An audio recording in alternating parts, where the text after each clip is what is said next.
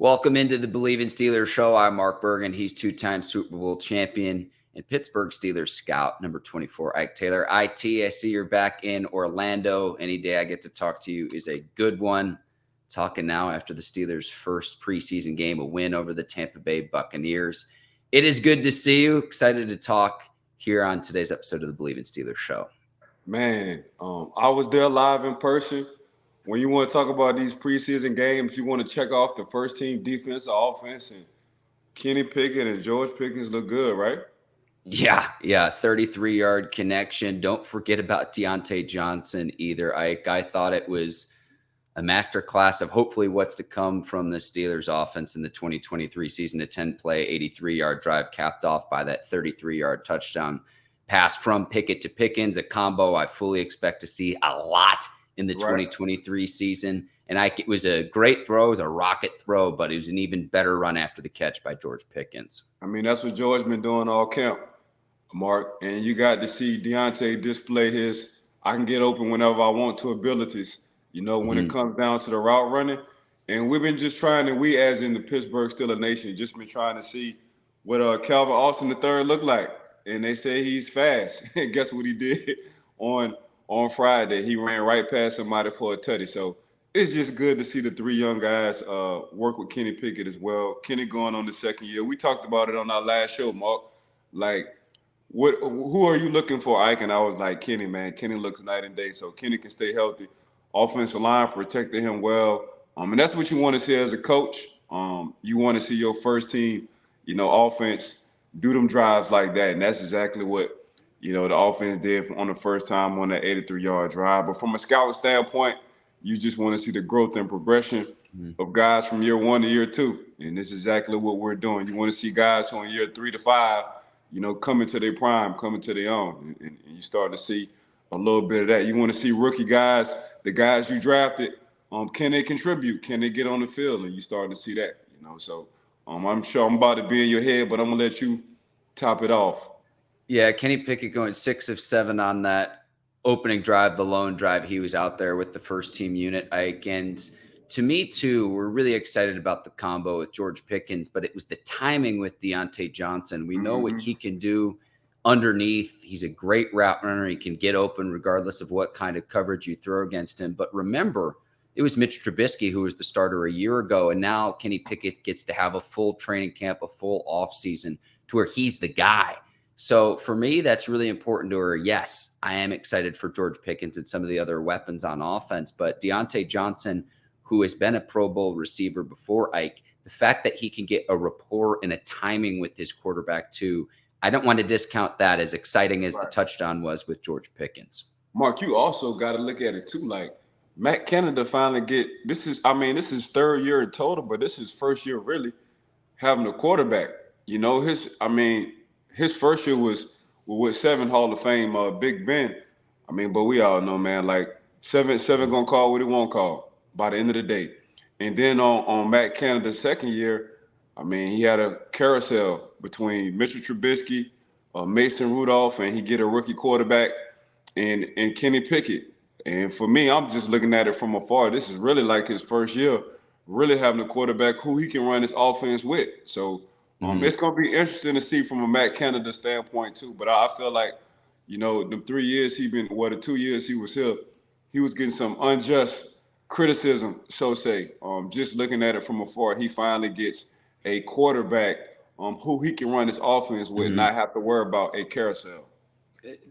That, and then he finally has offensive talent. He has the personnel, and I've always said this, you can't make a gourmet meal with bologna and potato chips. So to me, I've said this all off season long, the sum has to equal its parts with this offense. Now, everything we're saying, Ike, you've got to keep in mind, it's the preseason. It's one drive for the starters. Correct. We see what they do in the second game against the Bills, third game against the Falcons, and then week 1 against the 49ers, which to me, like, that's your real litmus test. Get a little bit of a larger sample size. But we've talked about this too, of, okay, the rationale and the thought process to keep Matt Canada as your offensive coordinator. It's several fold. It's tenfold, but the glass half full perspective is Kenny likes him. He's publicly said that too, saying this is someone I want to work with.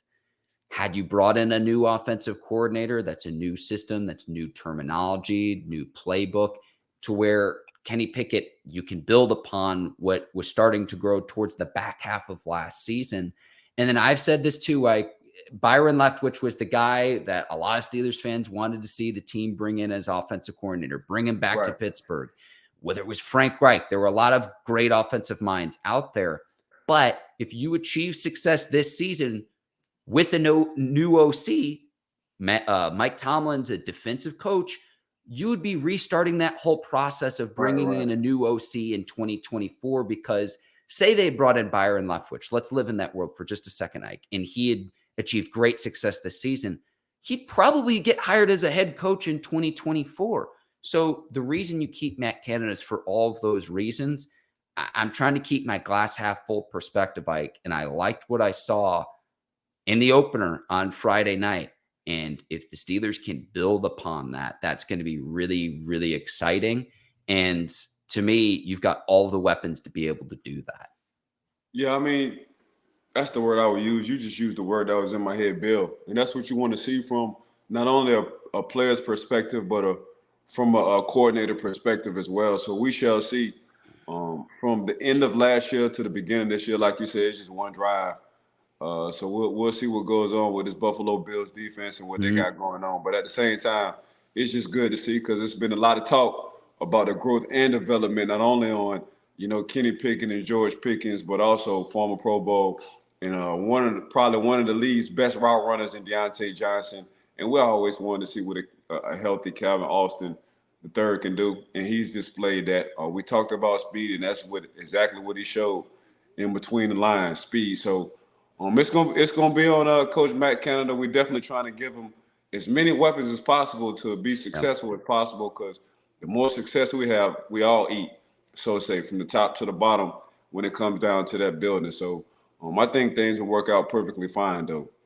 All right, Ike, we're going to take just a quick break, tell our listeners and viewers about BetOnline.ag, today's presenting sponsor of the Bleav in Steelers show. Take care of all of your gambling needs all season long, whether it's college football, NFL. BetOnline.ag is the place to place any of your wagers. Yeah, make sure y'all go to BetOnline.ag 24/7, 365. Regardless on what sport you want to bet on, make sure y'all check them out. BetOnline.ag. Yes, and you can see the promo code on your screen right now. That's BLEAV. You'll receive a 50% welcome bonus on your first deposit. Bet online, where the game starts. Ike, I want to go back to, you were mentioning Calvin Austin III on the long touchdown pass from Mason Rudolph. Great throw by Rudolph, and Greg Bell, the running back, held off an oncoming blitzer just long enough. Rudolph still took a shot and delivered it right on the money. But I go back to what Mike Tomlin has said about Calvin Austin III when asked about what abilities he brings to the field, and that's speed. Getting him the ball in the open field, whether it's a go route, whether it's a quick screen, whether it's in the return game, it was cool to see him showcase his ability in the opener, considering this is almost like his rookie season. We didn't see him for a single snap in 2022 due to injuries. Yeah. So with Calvin Austin III, it's more like and Coach been stressing this, and he always stressed this with receivers who really are not, 6'2", 6'4" receivers. At some point in time, you just got to play big. Even though you small in stature, you got to play big.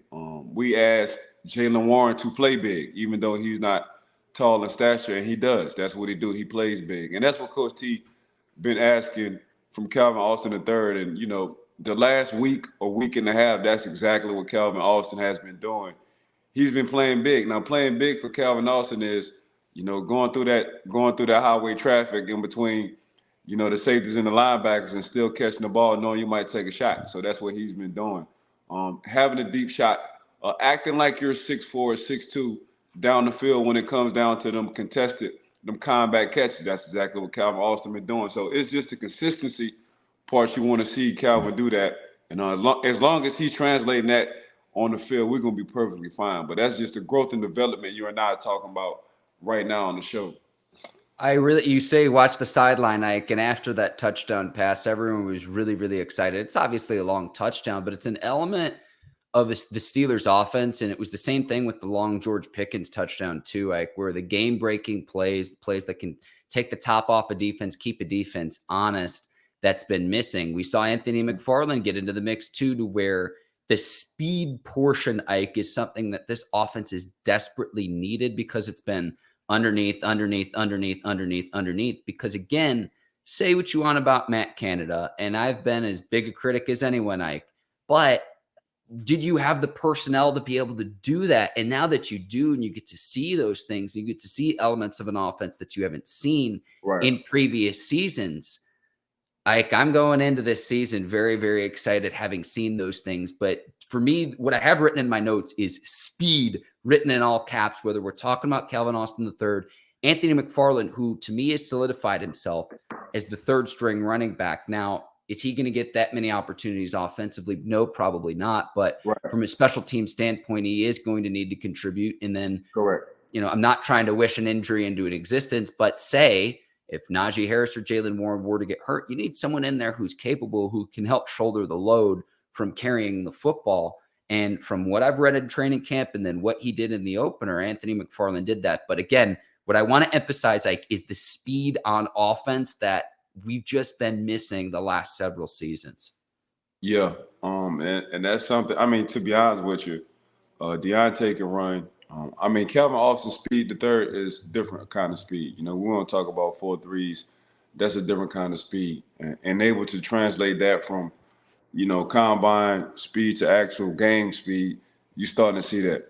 But George Pickens ain't slow either, But so as a receiver in the league, and Coach T always, and us always, the front office, we're always looking for a particular trait that you can have that's special to you and to us. And right now, it's just like the freakish ability of the radius of catching that, George Pickens can do. Again, one of the best route runners sitting on the left side of offense, Diontae, when it comes down to that. And, of course, that interesting trait that you can't coach, and that speed with Calvin Austin III. So it's just going to be real interesting from the running back standpoint.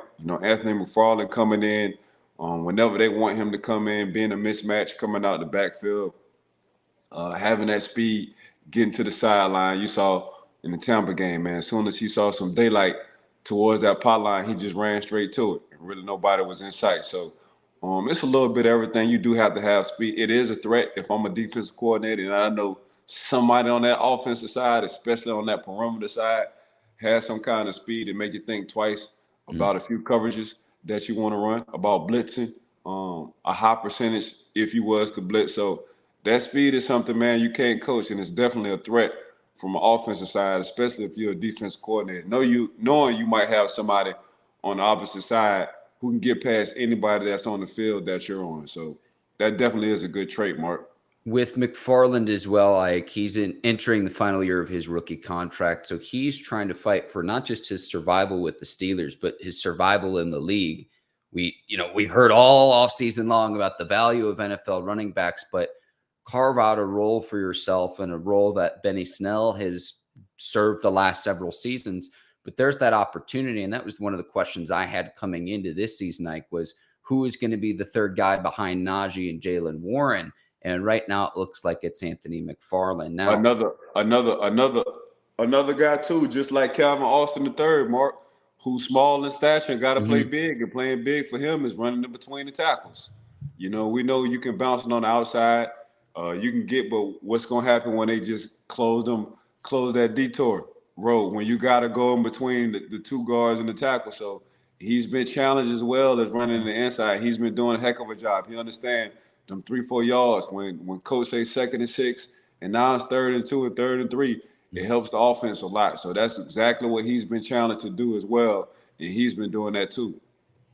Ike, I thought the best rookie in the opener was Nick Herbig, and I know he only played in the second half when second and third stringers are in, but to me, he was everywhere. A sack and a half, a tackle for a loss, and It was like, here we go again. Steelers, grass is green, sky's blue. Steelers have another good outside linebacker. What a great problem to have, because we already got TJ Watt, Alex Highsmith, Marcus Golden is an established veteran, but Herbig off the edge Right. I was very impressed in the opener, and I liked what I saw from the rookie. I liked what I saw from Keanu Benton before he went out with an injury too, filling gaps up front at the line of scrimmage. But Herbig off the edge, I thought, was the best rookie in the opener. As Herbig would say, are you not entertained? Just watching this, I mean, come on, man. I talked to Herbig a few times on the field, and the man really do believe like he was born to be a Pittsburgh Steeler. So when Herbig say this black and gold running my veins, the man ain't lying at all. But then again, you have a Highsmith, you have a former defensive league MVP, and TJ Watt, and he's right there learning from all of them. You have a future Hall of Famer and Cam Hayward, and he's sitting right in between them meetings and on the field and in practice before or after practice, learning from all three of them guys. So when you see a guy, and by the way, my brother plays over here too. So you can only imagine them conversations, not only in the locker room, not only in the dormitory room, but just at home with those two brothers. So it's just like, man, you can only imagine Herbig, his brother, saying what it is to be a Pittsburgh Steeler. Now you finally getting drafted by the Pittsburgh Steelers, so you already have some kind of idea what it is to be a Pittsburgh Steeler. Now when you actually get there, you like, dang, I went to Wisconsin. I've been watching TJ Watt my whole career. Guess who I'm in the same locker room and room with from an LB perspective? TJ Watt. So it's just like from Herbert, he just bring that energy. He has a first step, Mark, like no other. He can get around, he can get under, he has good agility. He's a point guard in open court playing against centers. And the centers are the left tackles and the left guards and sometimes tight ends. So just imagine how much of a mismatch he's going to be. So, yeah, the downfall of that, they get his hands on him whenever they do, and they can just stalemate him. But on the flip side, the crossovers is going to be good for Herbig coming off that edge. So that's how I like to look at it. So I want everybody to kind of picture in their mind, look at Herbig as being a point guard, and he's in the open court, and he has a center trying to guard him. I like the odds for the Pittsburgh Steelers 9 times out of 10, Mark. Yeah, we like the silky spin move that Alex Highsmith has in his repertoire. Right. And I've noticed like the Euro step that defensive ends are using. I've seen Myles Garrett use it. But one of the sacks Herbig had in the opener, Ike, was like, his speed off the edge. You've got to count for that. But he slipped underneath the tackle to get the sack. And it was like, wow, a rookie already having counter moves. And it wasn't a stunt either. It was just what his move was on that particular play. And it's like a rookie already with counter moves. That's something that you typically don't see any young player till a few years into the league once they learn those things. So then it's like if he can adjust to the adjustments, he's already going to be a step ahead. And again, I know this is against second and third string players, but you say, watch the sidelines, Ike, and I'm looking at the Buccaneers sidelines. They have the close shot on the tackle that's trying to block him. They couldn't block him. Mike. It's like, damn, when Herbig come in the game, even though he's a rookie, I got to have a game plan for him. So where's 51 at? And he just so happened to be a rookie. But then again, when you sitting in that room with, Highsmith and Watt, that's all. I mean, it's the difference between actually hearing what people saying and soaking in what people saying. And what Herbig is doing, he's soaking in and he's watching TJ Watt and Alex Highsmith. So he's just and he has his own little moves. So he's just taking a little bit from what he's doing in training camp. He's going out there and he's actually trying to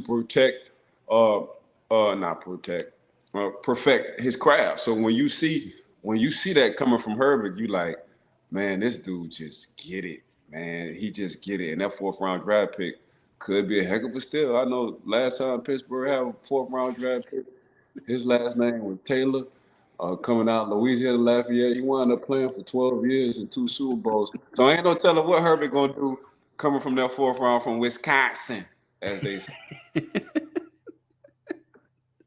When people ask me, they're like, "What does Ike make you laugh and it derails the show?" This is that moment, Ike, and I absolutely love it. And I For sure. absolutely love it. I hate to be glass half empty. Things I want to see the Steelers improve upon in the second game.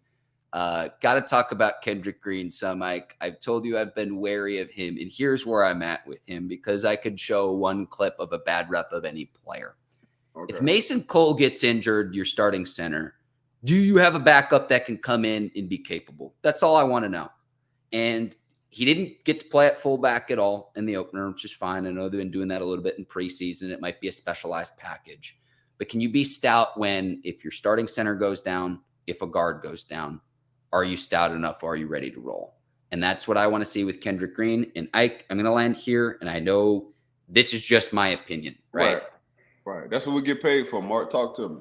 So when you tell me to listen to what the players say, right? And I see Ben Roethlisberger go on his show and directly say, hey, he was a rookie center. And then the following season, there wasn't a single Sunday where he suited up. I take that to heart because he knows as your starting center, the fastest to any point at straight line, the A gap. So that has to be stout if you're Kendrick Green. And I want to see him do well because he's still on a rookie contract, right? So I want to see him be a great backup player to wherever he's at. But right now I'm looking at it and it's just there were several plays where it's and Mason Rudolph's not the most mobile quarterback, something I want to see improved upon. And again, you can be multiple if you're good at something, but you got to be good at something from the start. I credit him for saying, hey, I want to try to make this roster as a full, serve whatever role I can to help the team. That's great. But for me, I'm at standpoint from an interior lineman standpoint. If there's an injury, are you ready to go? That's what I'm focusing on when it comes to Kendrick Green. Yeah. Dan, I wanted to show you a picture. I guess I did. I wanted to see if I saved this picture. And it was just going to answer your question when it came down to your thoughts, Mark, on Kendrick. And just how, let me see if I can find it, bro. And just how when it's a lot of things not in my control, Mark, and this guy right here, right, they call him Omar Khan-Artist. So ain't no telling. All I can tell Kendrick is, hey, let's turn things around ASAP, like tomorrow or today. Make Steeler Nation feel good about having you in the game, Kendrick. Kendrick is actually a good dude. I talk to Kendrick all the time. He's just fun to be around. But Kendrick, we need you because that this guy right here, he's something else. He's something else. He's gonna make it happen, Captain. So that would be my answer, Mark. I got you, Ike. Other things, and we'll move on. And look, there's really not more that needs to be said. There's 2 more preseason games too, Ike. Correct. And I'm going to say anything about our discussion today because the things that looked good in game 1 could look bad in game 2 and vice versa. But we will move on. Baker Mayfield going 8 of 9 passing. And I know that, in the secondary standpoint, Patrick Peterson didn't play. Joey Porter Jr. didn't play. Another thing that could be shored up in game 2, especially if Josh Allen and the starters for Buffalo are going to play for most of the first half, you've got to make sure that that's ready to roll come week 1, the pass defense. And look, I know there were a lot of starters that didn't play. Cam Hayward not playing. So TJ didn't play. Here you go. Yeah.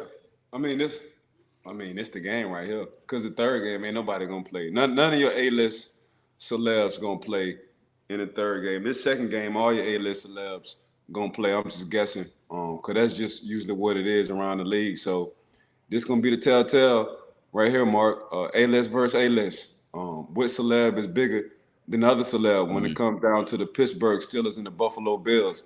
That's exactly how I'm looking at it, Mark. So we shall see. Can Kenny Pickett and company, from the perimeter standpoint, be consistent? Can that offensive line keep a picket fence around Kenny? So we shall see. TJ, Cam, and company, and Alex, that trio right there, I expect for them to do what they always been doing. That's just make plays and closing games out. It's going to be interesting to see Pat Pete line up back there in the Pittsburgh Steelers uniform going against Josh Allen and company between Gabe Davis and Diggs and everybody else, and Josh Allen on that side. So, I mean, Minka just Minka. Minka didn't play either. Minka just Minka. He just the best There safety you in the go, world. man. Right. You're So, further proving my point, but yes.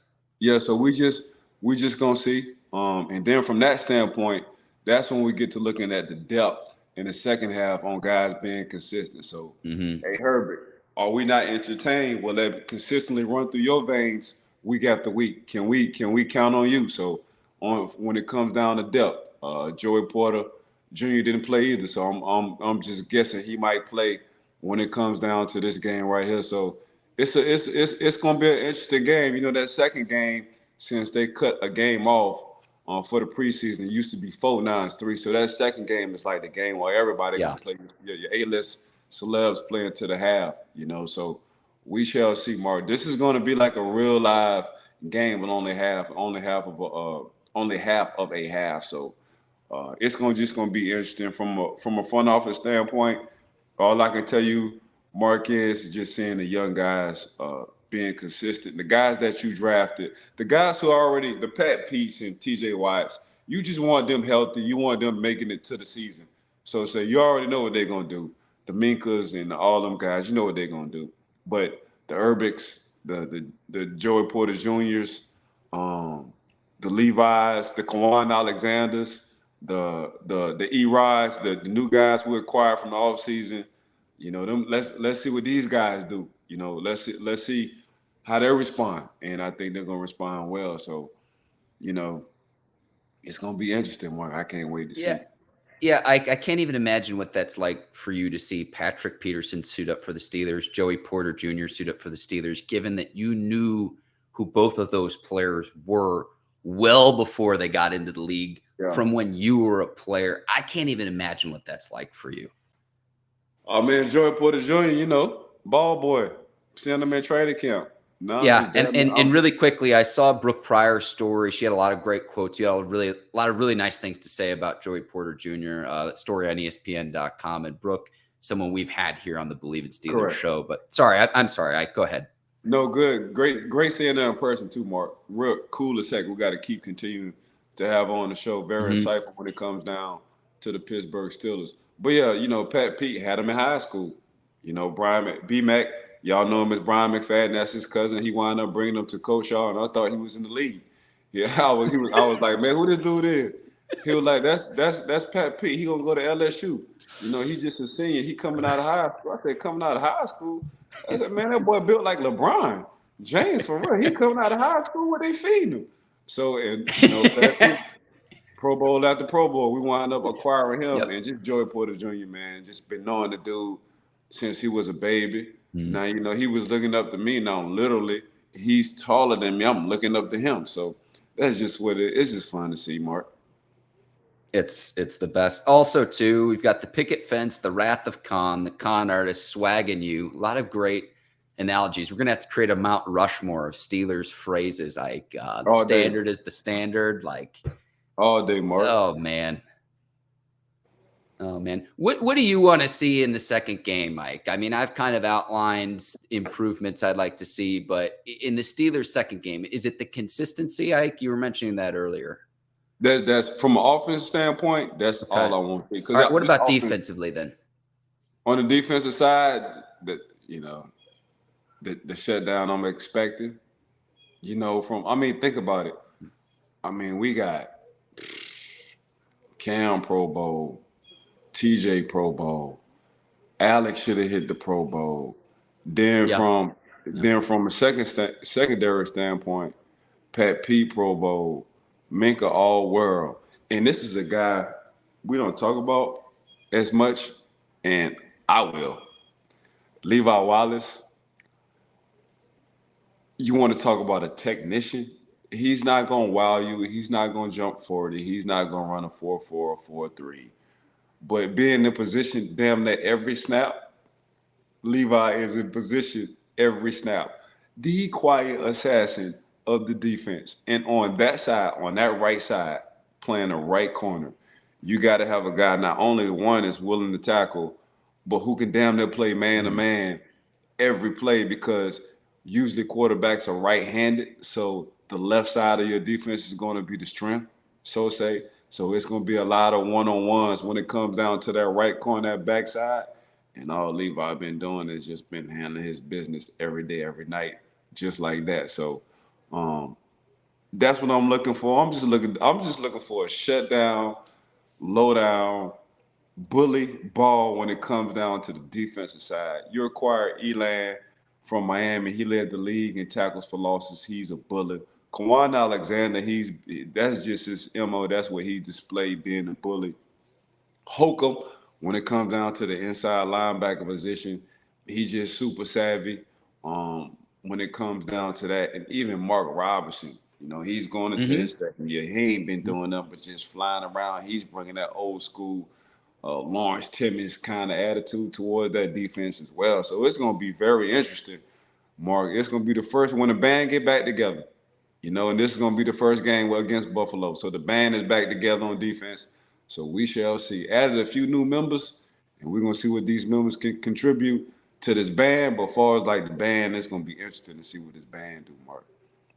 I love this, Ike. I love this. Something I want to hone in on for our listeners and viewers. I mentioned the running back position and Anthony McFarland. Showing my prophecy, Ike, you lend me your psychic abilities sometimes. The nickel back position, Ike, is what I'm looking at in this second game. I know we mentioned Chandon Sullivan. There's a few other players getting into the mix. Who emerges at the nickel back position? Because we generally know who's going to start. I mean, I know strong safety is a little bit up in the air, and then along with the inside linebacker position of which of those inside linebackers is going to get the 2 starting spots. But the nickelback position is what I will have my eyes on in game 2 and the rest of training camp, because that's going to be very, very important with teams that play multi-receiver sets. So that's what I'm looking at in game 2 and beyond, headed into the game against Buffalo. Look at Mark thinking like a damn coach. I love it. The nickelback position. You 100% right, because usually nowadays, man, they're not lining up in our formation. They're going slot. So they're going, it's called Kings. So Kings is 3 receiver, 1 tight end, and 1 running back. And that's exactly for that's a base formation for damn near over 70% of the NFL. So hey, look at that eye, Mark. Got that third eye is opening up, Mark. I guess it's football season. We're almost there. We're almost there, Ike. One other thing I want to mention about the Bills, too. Awesome to see Damar Hamlin get back on a football field and get a stop. I think his first tackle was stopping the other team short. Loss, I think. Yeah, on a 4th down conversion. Yeah. So awesome to see him back out on the field, healthy, making plays. I know he plays for Buffalo. He is a Pittsburgh guy, though, and he's someone I will continue to root for throughout his career. Awesome to see him back on the field, Ike.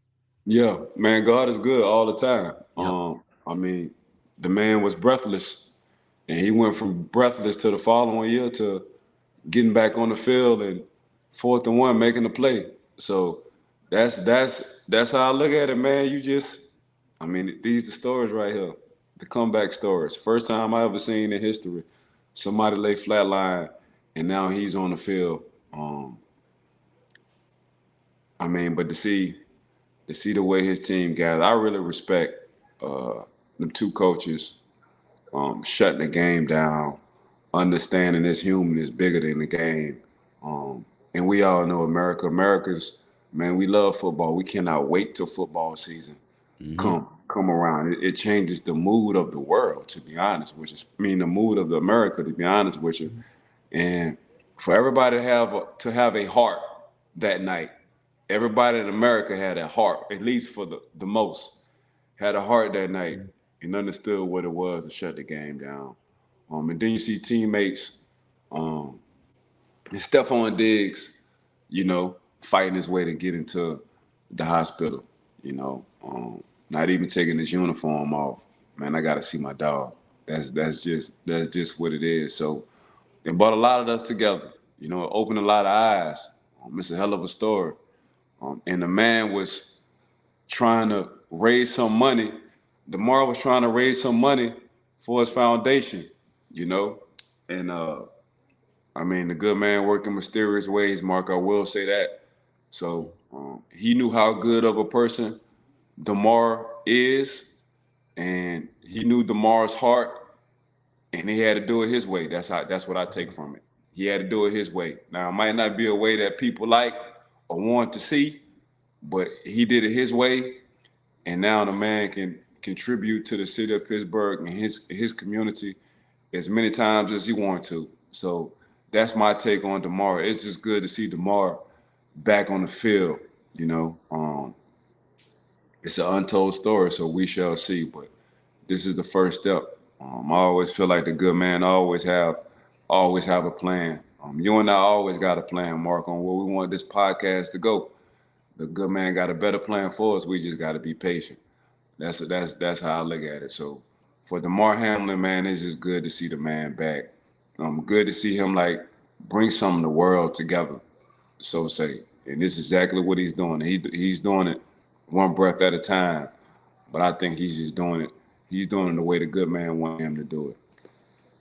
Ike, well said. And I want to ask you really quickly how your autograph event went at the Riverhounds soccer match on Saturday. How did that go? I know you were back in Pittsburgh for that. Yeah. I mean, the Riverhounds, just shout out to the Riverhounds. They just hit their 100th win from Pittsburgh, established in 1999. Right now, they're like flip-flopping 1 and 2 when it comes down to who's first in their division. And the only reason why is because the team that they're behind, they're a game behind them, the Riverhounds. But the Riverhounds definitely got a real good team. The crazy thing about it was my first time going to Highmark Stadium, Mark, and I'm like, man, these fans starting to really like soccer up here in Pittsburgh. The tailgating was unbelievable. So, I mean, it was a 3.5 hour.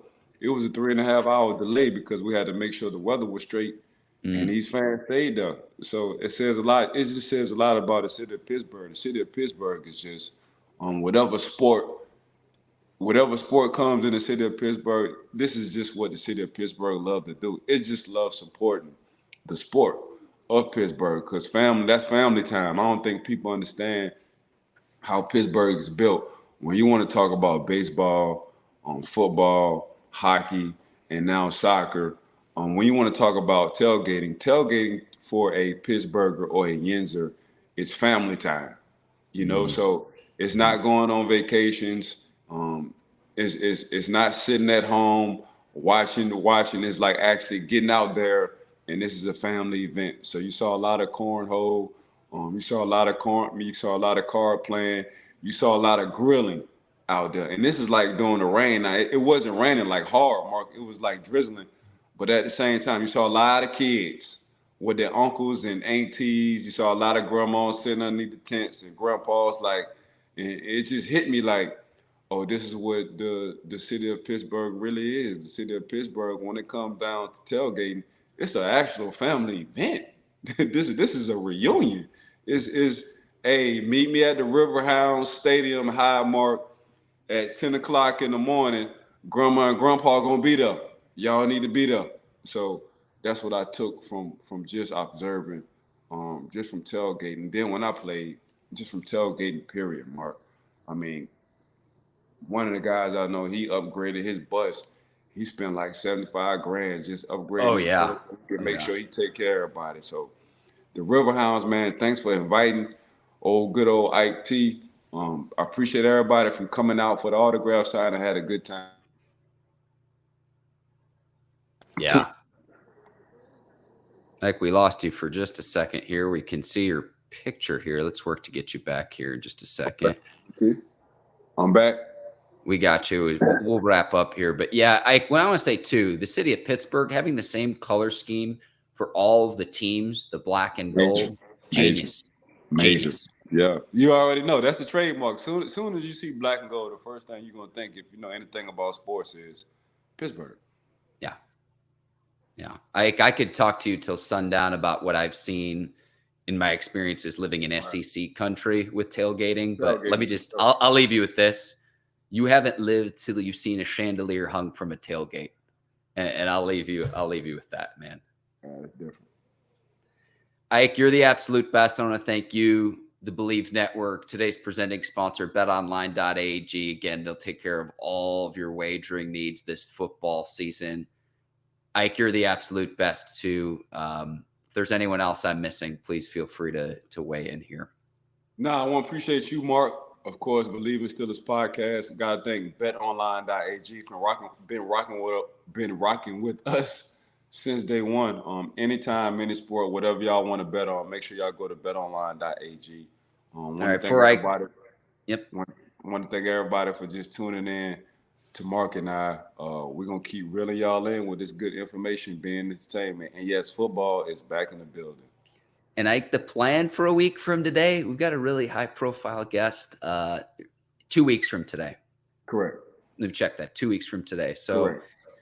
Keep rocking with us, Ike. Very, very excited for that. That'll be in the coming weeks. For Ike Taylor, I'm Mark Bergin. Thanks for watching the Bleav in Steelers show.